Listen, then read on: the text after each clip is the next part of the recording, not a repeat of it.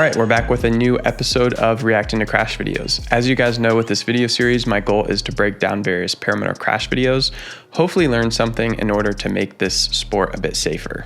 Two things to say before we get into it. This video is not sponsored by anyone but myself, Risky Biscuits Co. We've got sweet paramotor merch, first link in the description, and if you need an ozone wing, harness, eProps propeller, or reserve, hit me up, info@tuckergott.com, and I'd be happy to help you out. Second is a message to YouTube. Although there may be some scenes that could be graphic in this video, these are all done in an educational manner, so the video should not be demonetized. Thanks, YouTube. This video we have 3 different scenarios to look at, so let's jump right into number 1. This comes from a guy named David Ashton on Facebook, and it involves a ground starting failure. David posted up some pretty graphic and gory photos. David was ground starting his paramotor, and although he says that he knows not to and that it is very risky, he decided to do it anyway after he did some maintenance on his motor. Thought he was going to be okay, but the motor went to full power, rammed right into him, and his head went through the netting into the propeller, and a large chunk of his skull actually got scalped. Oftentimes we talk about ground starting and how it is one of the most dangerous aspects of paramotoring. The danger with starting on the ground is if there's a mechanical failure in your carburetor that sets your throttle to full, or even if you make a human error and gas the throttle. That thing is not secured. It's a giant blender that has about 170 pounds of thrust. You don't really stand a chance at holding it back, and it's gonna come at you and eat up your body parts. What I do to prevent this is I start the motor on my back, and even when I start it on my back, I always include the throttle check in my pre-flight to make sure it's operating properly. The other way is secured to a rack. If you have one on the back of your car, tie it down with some ratchet straps. The third option is with a prop inhibiting device. Some people wrap a strap around their propeller, or some prop covers have straps where you can tie it off to the cage. This is good on a clutch motor because it doesn't take a lot of force to hold the prop back and keep the clutch from revving up the propeller. On to video number 2. This one comes from an anonymous source that sent the video to me via email. This pilot says he trained back in 2021, took some time off until last year, and now he's been flying a lot and more regularly. He's been working on his wingovers, and he was kind of failing to get the timing perfect. In this scenario, he knew he was a bit too low to be doing this, and it went terribly wrong. So basically, what went wrong here? First off, obviously he was doing this type of maneuver way too low for his level of experience. Second, as he was doing these wingovers, we see him do a long, kind of exaggerated left dive, and that rolls into the next right wingover. In this left dive, he kind of forced it into the dive and kept it in that dive for a while, which meant the wing built up a lot of energy, and you have to do something with that energy to dissipate it, which he was going to do in a right-hand wingover. But when he goes for this right wingover, he times it pretty late. Not too late, but a little bit late, which in turn puts him very high and above his wing. But what he really failed to do was hold opposite pressure with his left brake. When you start getting into wingovers, it's not just a mechanical right pull, right pull. When you go into a left-hand wingover, for example, you have to hold pressure on your outside brake, or else the angle of attack gets too negative to the point that that outside part of the wing will just fully collapse. And that's exactly what happened here. What came after, though, was honestly pretty incredible. After that side of the glider collapsed, I don't know what happened, if lines got snagged, but it looks like he ended up in line twist and in a perfect sat, which is insane. I've watched this video back so many times, and it's almost incredibly lucky that he got caught in this sat maneuver rather than a downward spiral. The sat has a relatively low descent rate, especially when he had it stuck in this super high angle. Like, it was a perfect slow sat.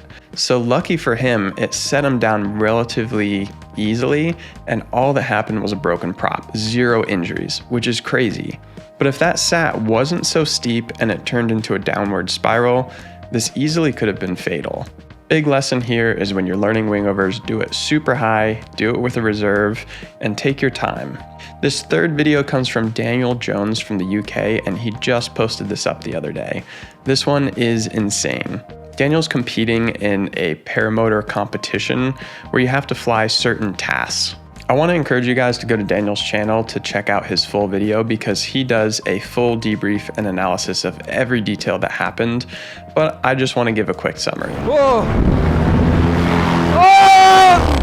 Ah!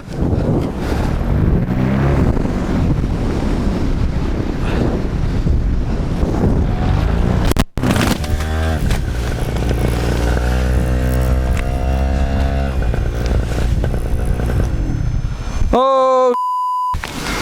Oh! His little glider thing up, got all caught up in his propeller.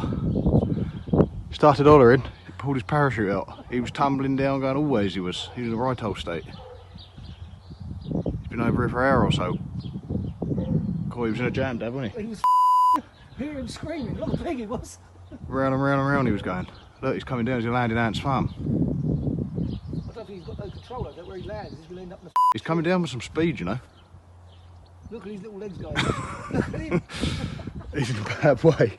God, he was hollering. Well, this is what happens when you have a big collapse at full speed. 1,500 feet.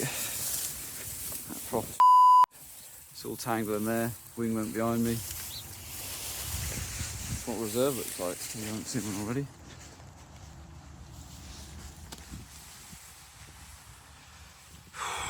Jeez. Well, I think that might be my competition over, to be honest. Because I'm pretty sure that's chewed in some lines. Man, that was definitely been the worst landing I've ever had, and in a crop field as well. Basically, this situation involved flying a very advanced reflex glider at full speed, fully trimmed out and full bar in thermic conditions. I think this event happened around 11 a.m. and Daniel comments on how the conditions started to get a bit thermic. You can start to see little cumulus clouds popping, and he starts to acknowledge this turbulence. He does admit that he knew it was getting more turbulent, but still chose to fly at full speed, which was a little bit complacent.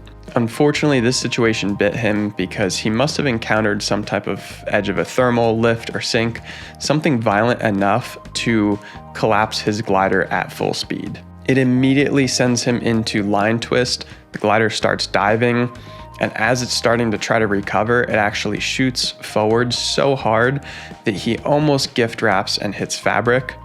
And then it's not until after this that he throws his reserve. Some key points here: he was at full speed and he was fully trimmed out on a glider that you're not allowed to pull the brakes trimmed out on.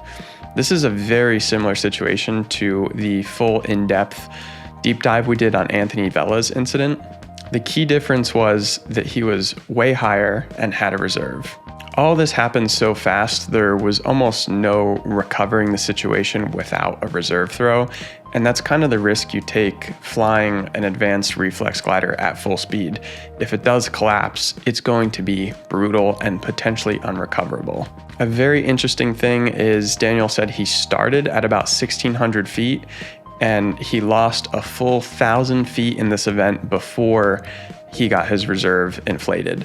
So that kind of gives you a sense of how quickly that can happen and how much altitude you can eat up just free falling and trying to get your reserve out. I would say he responded to this situation pretty much perfectly.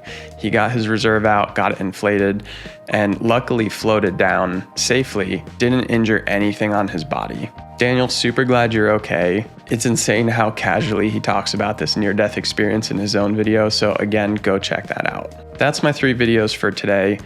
I'm gearing up to hit the road, so hopefully the next video we will see you guys in the toy hauler on an adventure. Till the next one, have fun, fly safe, peace.